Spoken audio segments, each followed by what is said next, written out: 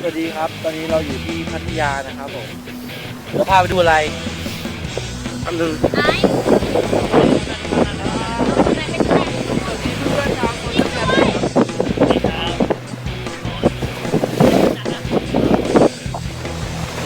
บผมอันนี้คืออะไรครับเนี่ย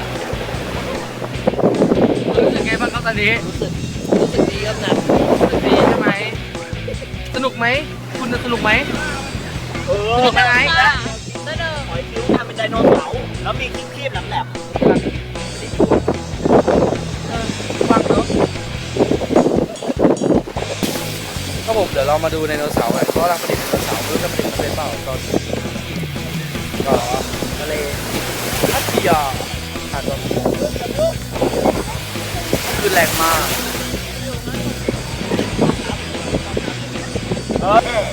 รู้สึกไงบ้างครับรู้สึกแย่ครับ